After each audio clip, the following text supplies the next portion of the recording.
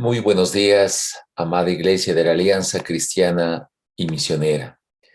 Unidos en oración, día 449.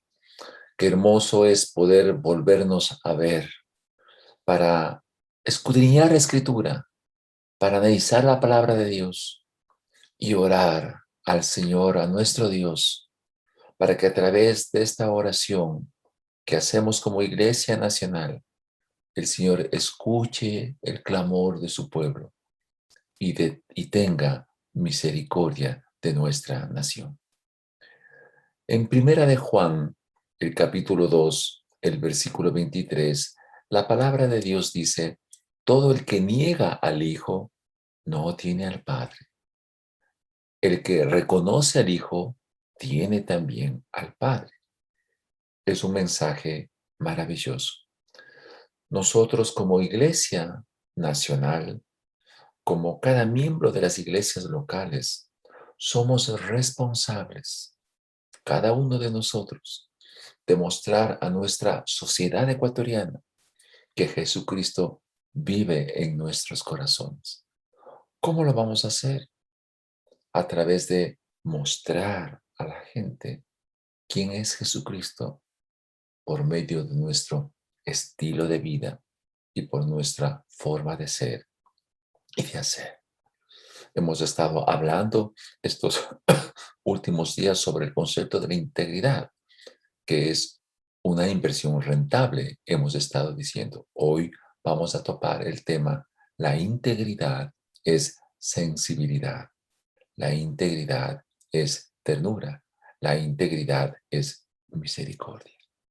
Tengamos un momento de oración para que el Espíritu Santo nos guíe a que al tomar la palabra de Dios podamos realmente dar un mensaje actual, real, práctico y que transforme el corazón de nuestra querida iglesia y de nuestra querida nación.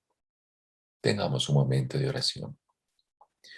Padre bendito, con humildad de corazón nos acercamos delante de ti para que tú, Señor, en tu gracia, permitas que esta palabra tuya que va a ser analizada hoy pueda ser, Señor, desde el punto de vista de la revelación, algo maravilloso que cada uno de nosotros podamos comprender, entender, aplicar a nuestro estilo de vida.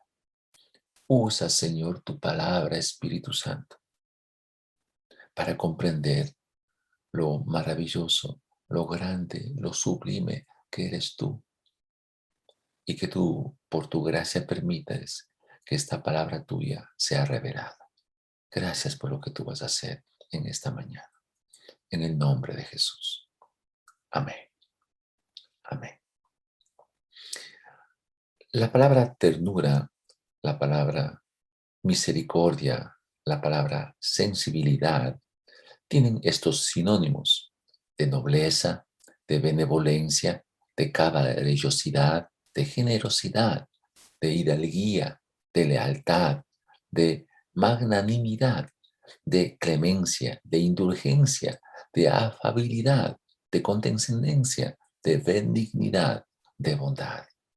Tal vez expresada en palabras más sencillas, el perfume, el olor, el perfume de la integridad es la ternura, la misericordia, la sensibilidad. Por lo tanto, si yo quiero mostrar el olor, el perfume del Espíritu Santo, ese olor, ese perfume del Espíritu Santo se muestra cuando nosotros como hijos de Dios manifestamos la sensibilidad, la ternura, la misericordia. Pero analicemos para pasarnos de donde se origina este concepto, ¿no?, en lo que es la recompensa de Mateo 10, del 40 al 42. Dice así la Escritura: quien los recibe, ustedes me reciben a mí, y a quien me recibe a mí, recibe al que me envió. Cualquiera que recibe un profeta, por tratarse de un profeta, recibirá recompensa de profeta. Y el que recibe a un justo, por tratarse de un justo, recibirá recompensa de un justo. Verso 42. Y quien dé siquiera un vaso de agua fresca a uno de estos pequeños, por tratarse de mis discípulos, dice Jesús, les aseguro que no perderá su recompensa. El principio de recompensa es un principio que es acultural, que no depende de la cultura de las naciones del mundo. El concepto de recompensa también es atemporal, porque no depende de la época donde este principio se ha manifestado a lo largo de la historia humana. El principio de recompensa también es ageográfico, es decir, que no depende del lugar geográfico donde querramos nosotros analizar. En otras palabras, este principio de recompensa no depende de la cultura, no depende del tiempo, no depende del lugar geográfico. Ha estado impregnado en la naturaleza humana desde el inicio de la historia. Por lo tanto, es parte de nosotros. Todo el mundo anhela de alguna manera que se le dé una recompensa por cualquier cosa que ha hecho. Está metido en nuestra naturaleza desde la niñez, cuando los niños buscan una recompensa por hacer cualquier cosa en sus propias travesuras, inclusive. El texto leído me dice que si una casa de paz se recibe a ese pregonero del reino de los cielos, está recibiendo a Jesús. Y si se recibe a Jesús, realmente le está dando esa casa de paz la bienvenida a nuestro Dios. Y si se recibe al mensajero de Dios, se recibirá la recompensa de lo que Dios da a un profeta. Y si se recibe a una persona que obedece a Dios, la recompensa será lo que Dios da a una persona buena. ¿Quién no desea realmente adquirir una recompensa? Nosotros como cristianos sabemos que el reino de los cielos es justicia, paz y gozo en el Espíritu Santo. Nosotros sabemos que la vida eterna es conocerle a Dios y a Jesucristo a quien Él envió. Por lo tanto, el concepto de recompensa, la Biblia lo dice de muchas formas, de muchas maneras a lo largo del texto bíblico. Si Dios busca recompensar a los que obran con el bien, entonces la recompensa se potencializa en las personas que son sensibles, que son tiernas, que tienen compasión con aquellos que atienden a los más sencillos, a los más pequeños que son discípulos de Cristo, como es el mensaje. Jesús habla que va a dar una buena recompensa a las personas que son sensibles, que con ternura, que con amabilidad, que con pasión dan un agua fresca a los que son mis discípulos, dice Jesús. La recompensa de Dios, por lo tanto, ¿no?, está asegurada para aquellos que actúan con compasión y buscan cubrir las necesidades de las personas por más sencillas y humildes que sean. Ah, qué hermoso es, por lo tanto, percibir el aroma de lo que es la integridad, el perfume, el aroma de lo que es el Espíritu Santo, cuando una persona es tierna, cuando una persona es amable, cuando una persona tiene compasión, que son parte, por supuesto, de una buena comunicación. Y para producir los cambios que se requieren en una sociedad, es importante que el mensaje que nosotros demos esté acompañado de ternura, de misericordia, de compasión, de amabilidad. Caso contrario, no se va a obtener el bien que se desea. Pero aquí debemos también hacer una pregunta. Como Iglesia Nacional, como comunidad ecuatoriana, como iglesia, una pregunta. ¿Cuál será el grupo objetivo más adecuado que tendríamos nosotros que formar de manera específica para que tome las riendas en este sistema especial que estamos viviendo por esta pandemia? Es una pregunta que nosotros debemos hacerlo. ¿Quiénes deben estar preparados para tomar la batuta, el bastón de dirigir la iglesia del Dios viviente, columna y fundamento de la verdad? ¿Cuál es ese grupo objetivo? ¿Deberíamos nosotros prepararnos para los grandes cambios que se avecinan? La pandemia ha hecho cambios en la realidad socioeconómica, sociopolítica de nuestras comunidades. Claro que sí. El mensaje de la palabra de Dios nunca, nunca debe ser cambiado, pero sí desarrollar las estrategias adecuadas para que el mensaje penetre al corazón de las personas de una manera pura, de una manera correcta. ¿Quiénes son estos grupos objetivos que deberían prepararse para tomar las riendas de las iglesias, de las naciones, de la gobernabilidad en general? ¿A qué grupo deberíamos nosotros apuntar para producir los cambios que se requiere y poder implementar de mejor manera el reino de los cielos? Esto es importante, Iglesia Nacional, Iglesia de la Alianza. ¿A qué grupo objetivo deberíamos nosotros formar, preparar para producir estos cambios que se requiere e implementar el reino de los cielos aquí en la tierra? ¿A qué grupo objetivo deberíamos formar en donde se encuentren en la mejor capacidad de productividad? ¿A qué grupo objetivo? ¿A quiénes deberíamos nosotros formar para que lleven el mensaje de verdad y de misericordia para que se pueda conseguir paz y justicia en un sistema tan dinámico y tan cambiante como los que estamos viviendo por esta pandemia a nivel nacional y a nivel mundial? ¿Quiénes son?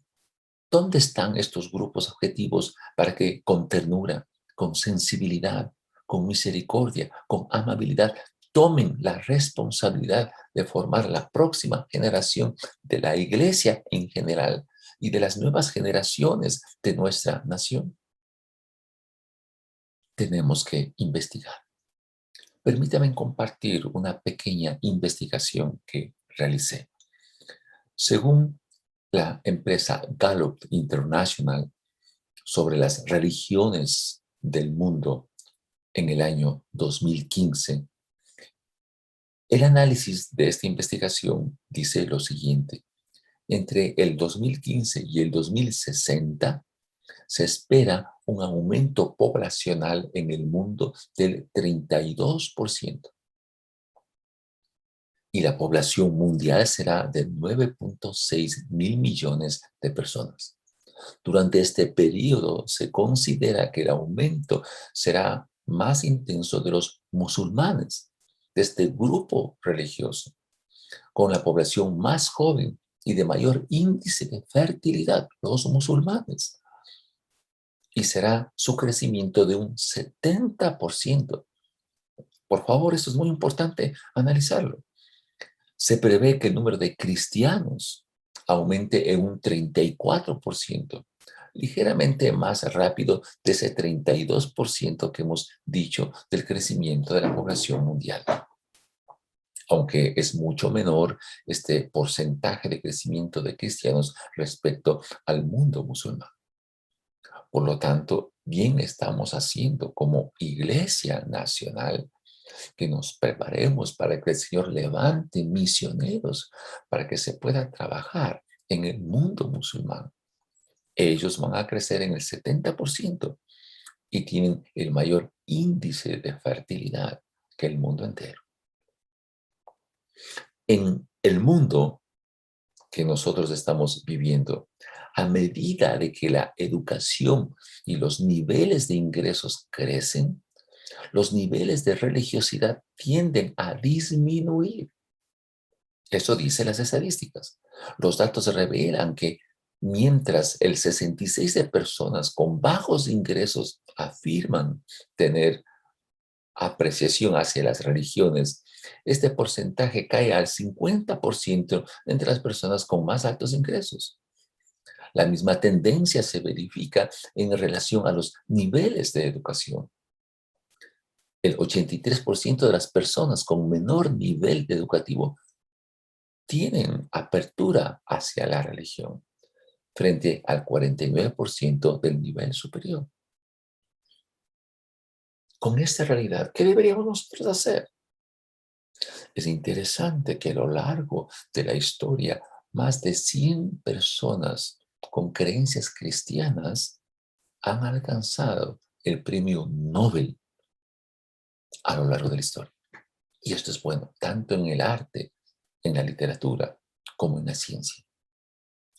¿Qué nos está diciendo estas estadísticas de lo que debemos nosotros hacer en estos tiempos? Más aún, pongamos atención, por favor. Todas las creencias disminuyen a medida que aumenta la edad del entrevistado, dice Gallup Internacional.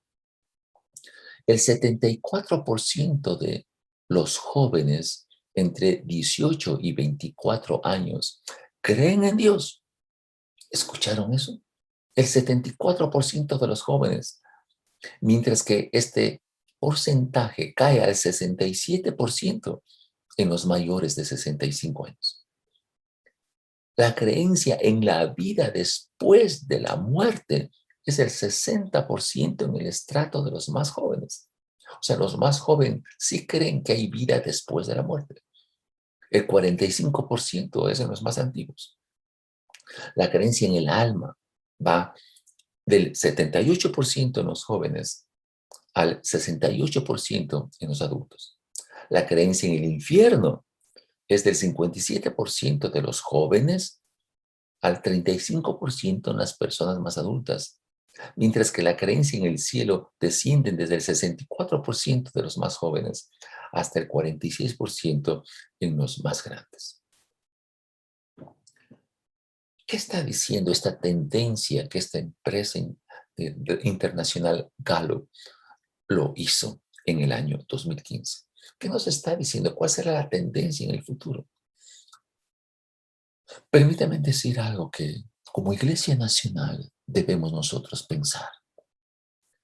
Los llamados millennials son aquellos que en el año 2000 entraron a la mayoría de edad y son actualmente el 27% de la población mundial. En el año 2025, 4 años después, este grupo humano, que son menores de 40 años, ¿no?, serán el 70% de la fuerza laboral en el mundo. En 4 años, los millennials, los jóvenes, hombres y mujeres, menores de 40 años o por los 40 años, serán el 70% de la fuerza laboral en el mundo. ¿Qué vamos a hacer como iglesia frente a estas realidades? ¿Cuál deben ser las estrategias que debemos utilizar para llegar a este grupo que van a estar encargados de toda la producción de los países, el 70%? Los centennials, es decir, los nacidos desde el año 2000, serán el 30% de la fuerza laboral en el mundo, dicen así las estadísticas. ¿Cuáles son las características de estos centennials, de estos millennials? Estos, dicen los estudios, que son narcisistas y consentidos. Narcisistas y consentidos. Es la generación del yo, yo, yo. Yo no había tomado en cuenta esto, pero los sistemas de comercio para todos los que se encuentran en estos tiempos de comercialización, ¿no?, estos centennials y estos millennials, ¿no?, son bañados, por así decir, por la tecnología. Y todos sabemos que los teléfonos se suele decir el iPhone, yo, iPhone, mi iPhone. mi iPad, mi iCal, mi iTunes. Todo está ligado al yo, yo, yo. ¿No les parece? Pero hay algo muy interesante en estos grupos, aunque parezca un tanto contradictorio por ser estos narcisistas y consentidos. Ellos, de alguna manera, estén preocupados por las condiciones de la sociedad.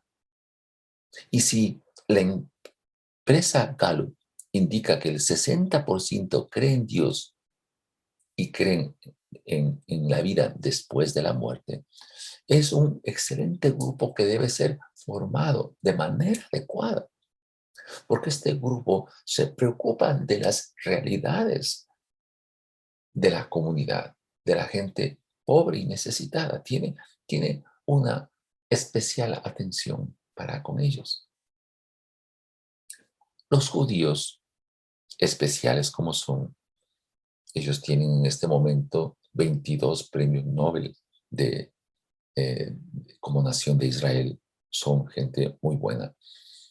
Ellos que creen en Dios, una buena parte, otros no. Pero ellos hicieron este análisis. A todas las personas que creen en Dios y que creen que hay vida después de la muerte,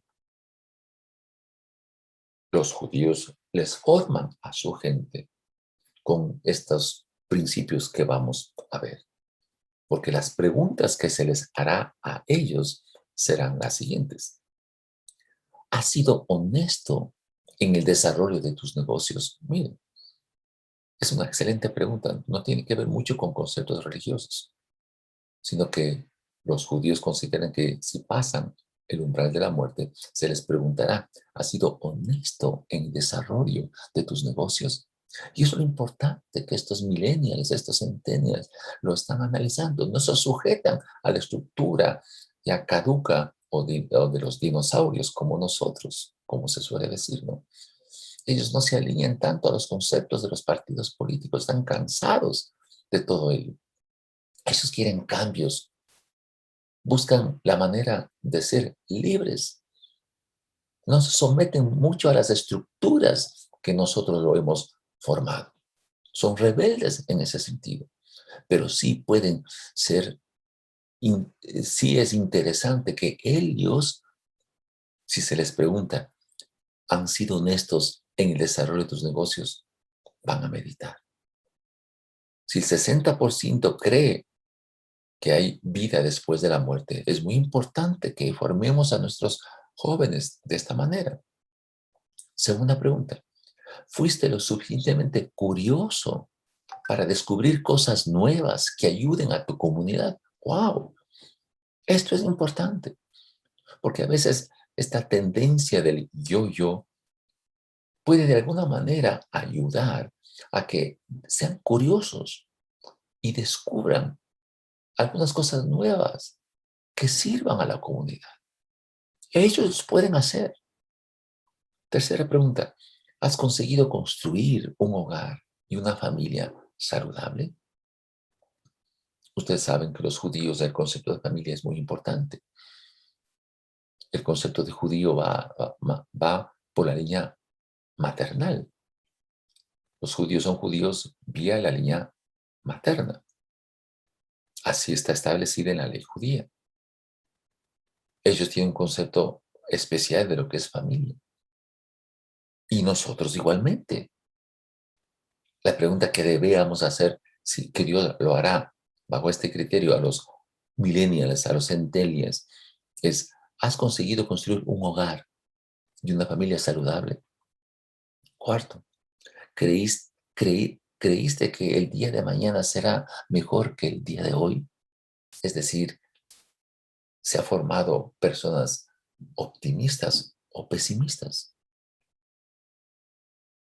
El grupo objetivo de las iglesias evangélicas, si queremos realmente mantenernos en estos grandes cambios que la sociedad está implementando, es que los millennials, los centennials, los jóvenes de 40 años hacia abajo, son los que deben ser formados porque van a constituir los primeros, los millennials, en el 70% del aparato productivo de las naciones del mundo.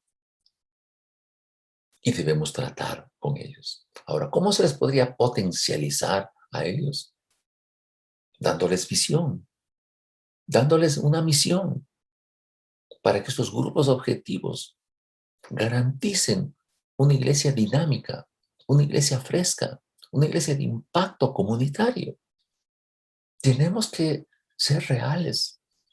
Nosotros somos, a la vista de ellos, ya un poco pasado de moda. Somos en la época de los dinosaurios, se nos suele decir. Pero tenemos que formar a estos jóvenes. Y nosotros tenemos que ser reales en esto. El mundo está cambiando. El mensaje de la Escritura no puede cambiar, no debe cambiar, ni cambiará, pero sí estrategias, las adecuadas para enfrentar esta realidad. Estos grupos, los millennials, los centennials, cuando logren percibir que la integridad es una inversión rentable, la rentabilidad manifestada en ternura, misericordia, sensibilidad, es un desafío en estos tiempos de pandemia y cambios globales. Esto es un análisis importante, Iglesia de la Alianza. Tenemos que no ajustarnos a veces a esa tendencia queriendo hacer siempre lo mismo y lo mismo. ¿Sabe cómo se define la locura, iglesia amada? La locura se define que quiera una persona ver cambios si siempre hace lo mismo. Eso es locura. Intentar obtener cambios si siempre hace lo mismo. Eso es locura. Eso lo dijo Albert Einstein, judío. ¿Cuáles son las características entonces de la sensibilidad, de la ternura, de la misericordia, para que podamos realmente usar los recursos de la palabra de Dios para formar estos grupos objetivos? La ternura, la misericordia, la sensibilidad es, uno, lo que Dios pide, lo que Dios pide. Dos, la ternura, la sensibilidad, la misericordia, en tener buenas relaciones saludables en este tiempo. Tres, el aprender a ayudar al necesitado con ternura, sensibilidad y misericordia, aún en este tiempo duro de pandemia. Analicemos el primer punto, lo que Dios me pide. Miqueas 6:8. Dice así el texto bíblico. Ya se te ha declarado lo que es bueno, ya se te ha dicho lo que de ti espera el Señor. Practicar la justicia, amar misericordia y humillarte ante tu Dios.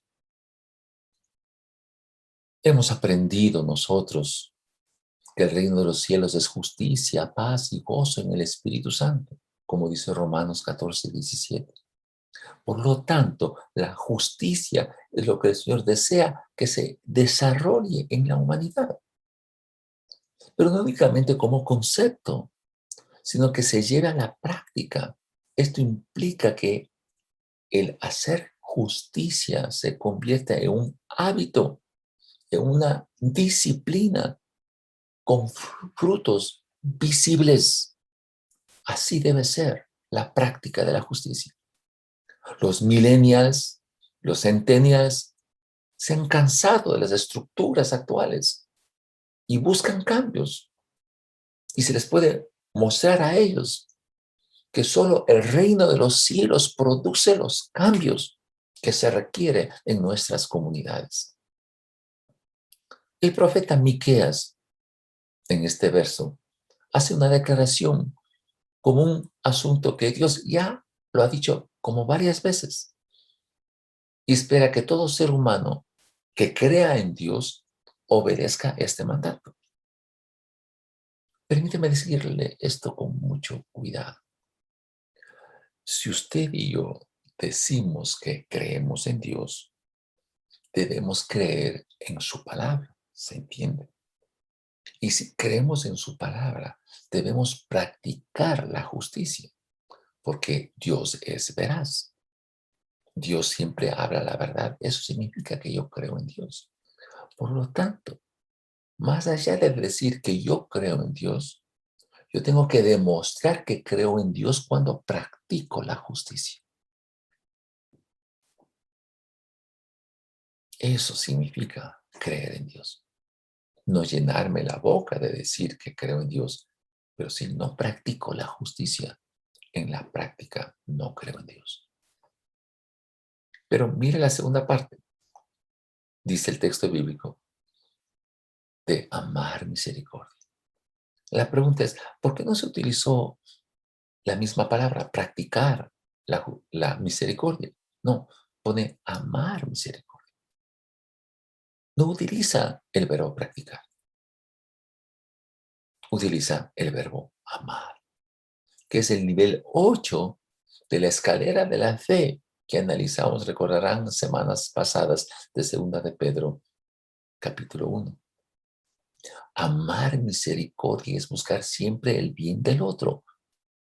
Esto es amar misericordia, buscar siempre el bien del otro, con nobleza, buscar el bien del otro, con benevolencia, buscar el bien del otro, con generosidad, buscar el bien del otro, con lealtad, buscar el bien del otro, con longanimidad, buscar el bien del otro, con clemencia, con indulgencia, con condescendencia, con benignidad, con bondad, que son los sinónimos de misericordia y ternura. El tercer aspecto que dice el libro de Miqueas es con humildad, como una manifestación del fruto del Espíritu Santo. Es el requisito que Dios no rechaza, la humildad. La humildad Dios no lo rechaza. Santiago 4:6 dice, porque Dios se opone a los orgullosos y da gracia a los humildes. El que ama tiene misericordia.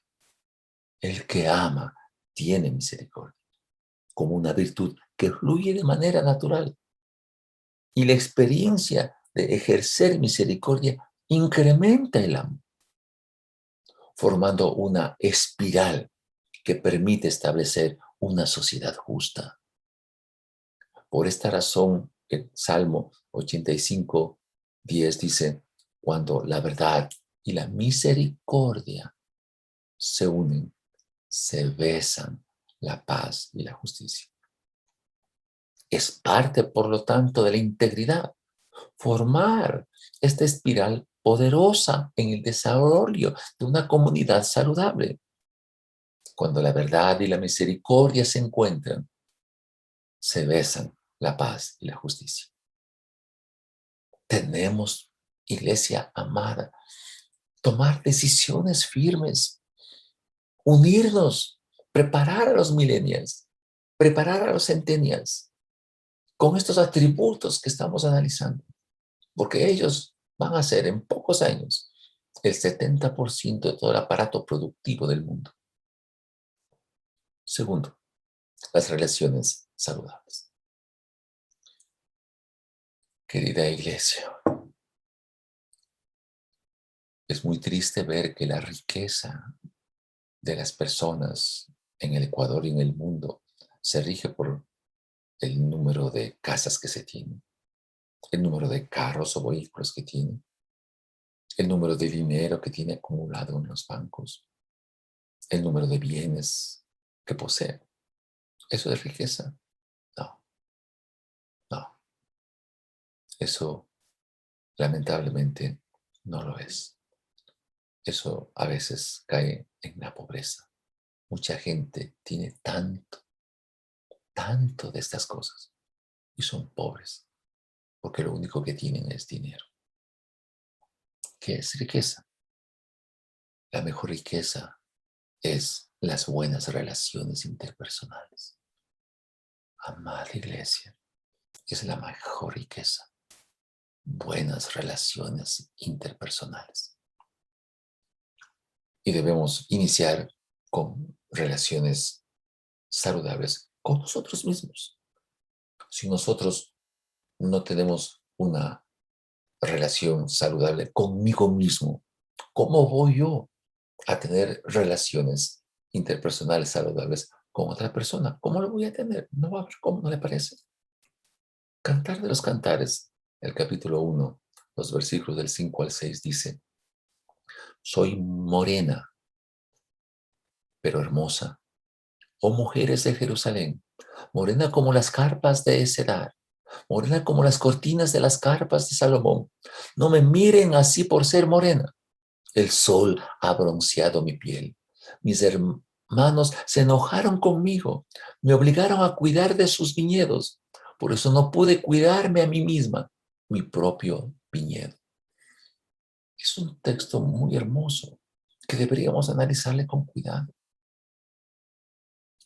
Los dos grupos planteados de los millennials y de los centennials, por su tendencia de ser narcisistas, luchan bastante por su apariencia personal. Y según Gallup International, el 74% cree en Dios. Y por lo tanto, este texto bíblico es poderoso para cada uno de ellos. Miremos la realidad. La sociedad actual es extremadamente cruel en dar tips de lo que es la belleza, de lo que es buena presencia. La moda como un modelo que busca insertar en la conciencia de nuestros ciudadanos lo que es bello. Basta entrar a los centros comerciales y ver la forma que tienen los maniquís, medidas muy finas, en hombres y en mujeres. Son jóvenes que luchan por ajustarse a estos estereotipos, a estos calcos, que no son reales de lo que significa buena presencia. El texto bíblico leído narra de una mujer que por trabajar en el campo se bronceó demasiado su piel y obtuvo una apariencia que fue rechazada por el resto. Pero ella responde, fíjense, ella como mujer responde: soy una mujer morena, pero hermosa. Pero soy morena porque el sol se detuvo a mirar. Qué hermosa expresión, ¿verdad? Tratemos de imaginarnos lo que esta damita presenta.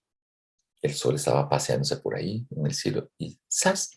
Se quedó fijándose en el rostro de esta mujer hermosa y le puso su piel morena. Cuán valioso es que cada persona se valore a sí misma como la imagen de Dios. Y esa relación le permita ver la hermosura de Dios impregnada en su persona y evitará de esa manera depresiones y evitará el aislamiento.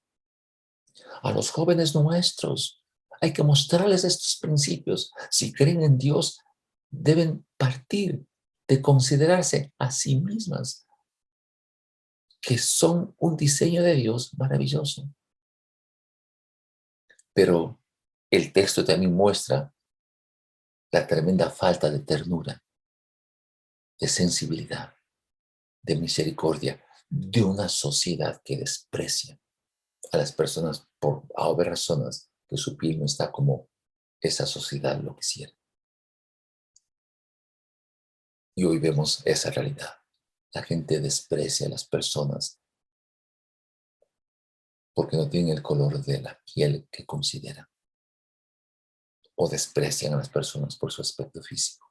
Esto se ve en los colegios. Las chicas que son especiales, las chicas que son las que llevan la delantera en la aceptación de la comunidad de los jóvenes, versus las chicas que están rezagadas, hechas a un lado, porque no cumplen ciertos aspectos físicos. Esto es la realidad. Una buena relación con la comunidad es saludable cuando se inicia con la valoración correcta de sí mismo. Una buena relación es saludable cuando se inicia con la valoración correcta de sí mismo. Una expresión de una mujer centenial. Soy morena, pero hermosa. Morena, porque el sol se detuvo a mirar. Pasamos ahora al segundo aspecto de lo que es unas buenas relaciones con la comunidad. Primera de Tesalonicenses 2:7 dice, más bien demostrando ser benignos entre vosotros, como una madre que cría con ternura a sus propios hijos. La ternura, la misericordia, la sensibilidad es un factor tan potente que doblega la dureza más fuerte del corazón humano. ¿De qué me sirve tener dinero si no soy tierno? ¿De qué me sirve tener casas, poder económico, posición social, si no tengo misericordia, si no tengo compasión? La formación individual por medio de la ternura, la misericordia,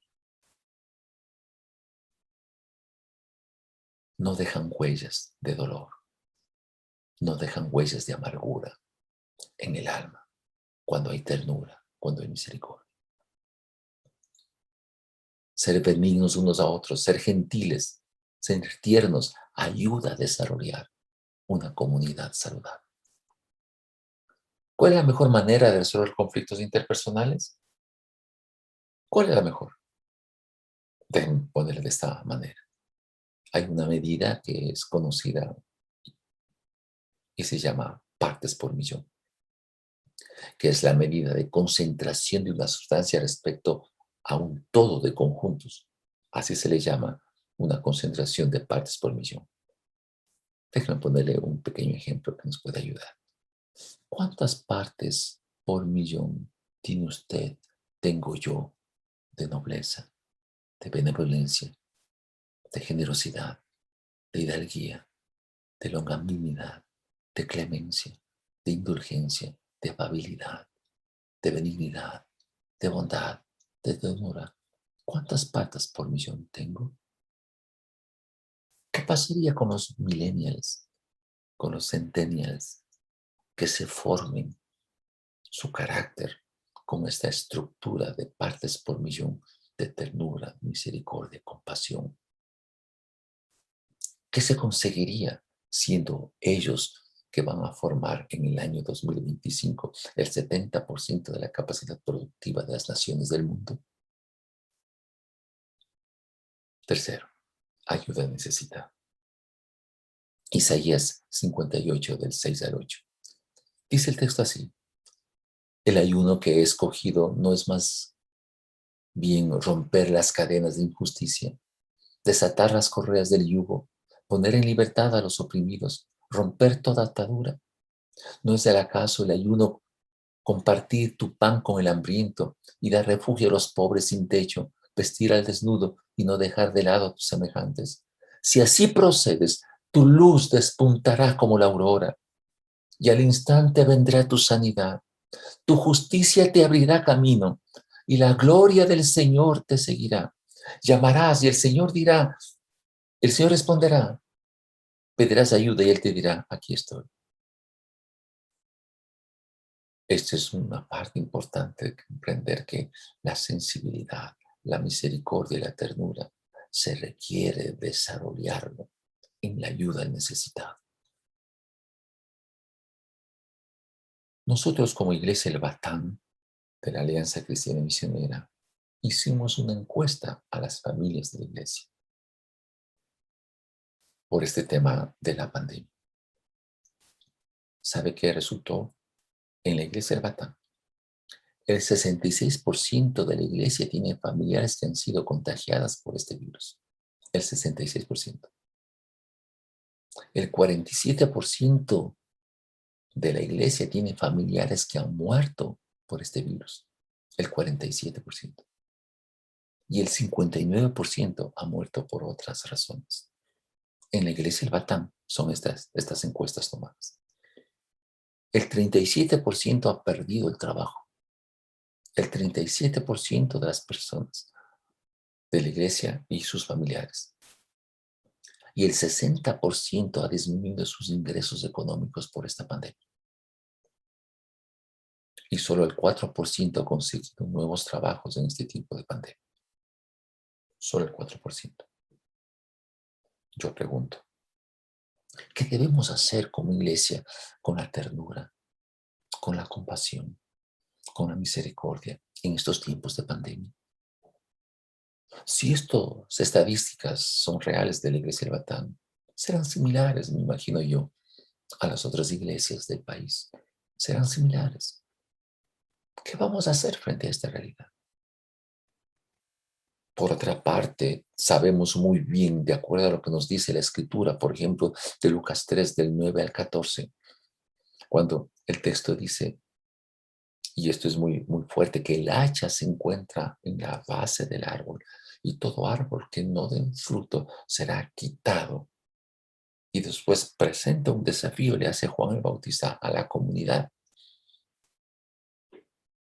El texto dice, ¿qué fruto debe verse en una comunidad?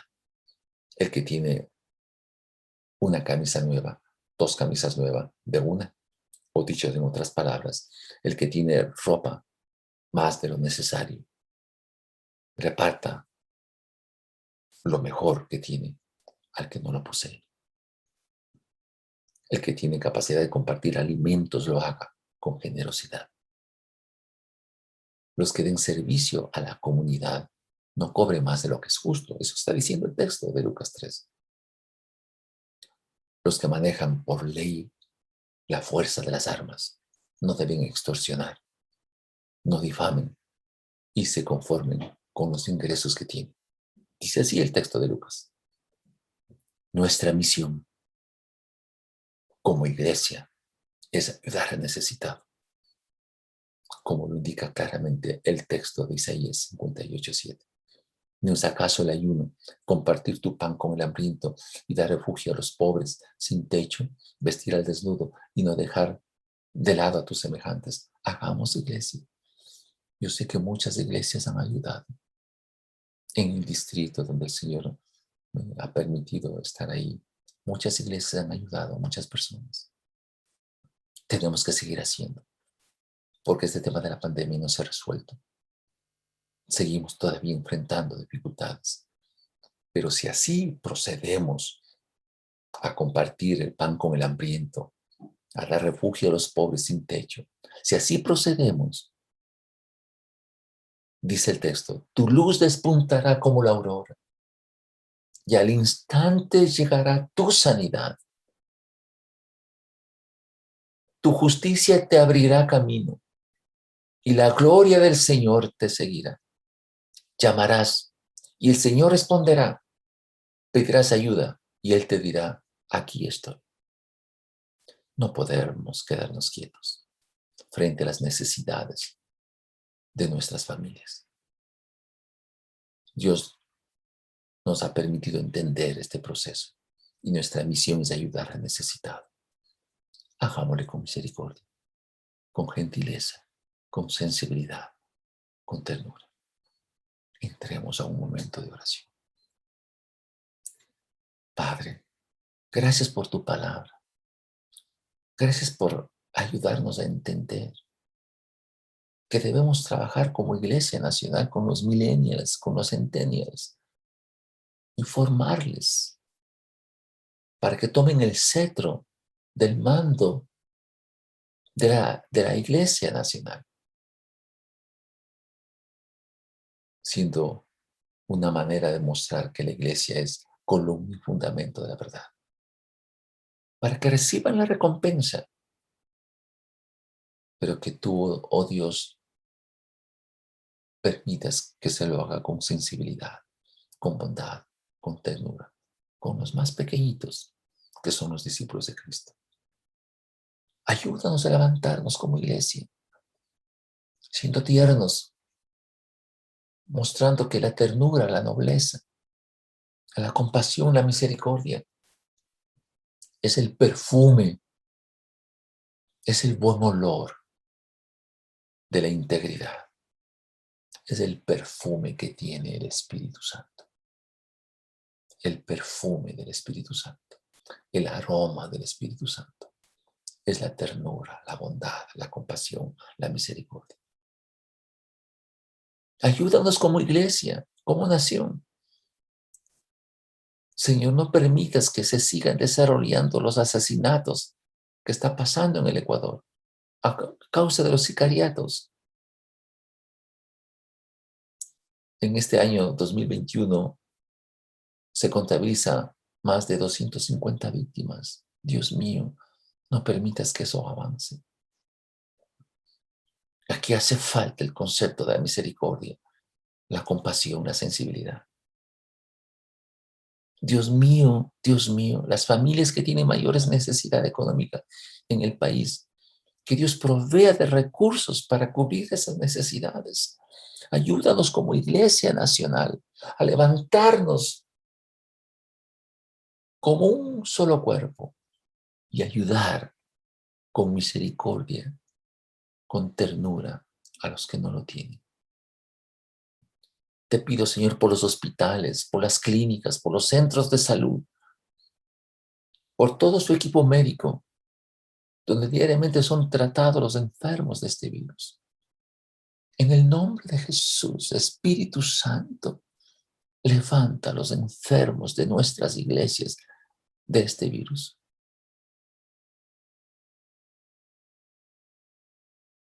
Por todas las familias que han perdido sus seres queridos y que hallen consuelo en ti, Señor. De estas estadísticas de la Iglesia del Batán que se pueden extender, más o menos similares a las otras iglesias del país. Extiende tu mano, Señor, levanta y da consuelo a todos aquellos que han perdido sus seres queridos por este virus. Por los centros que distribuyen, Señor, la medicina.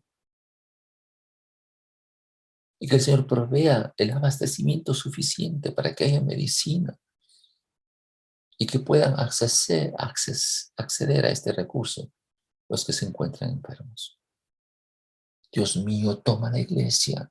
Únenos, oh Jehová, Señor de señores. Únenos como iglesia para trabajar en beneficio de los más necesitados.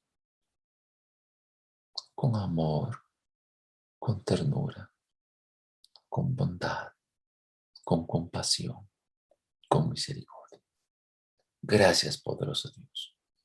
En el nombre de Jesús. Amén. Amén.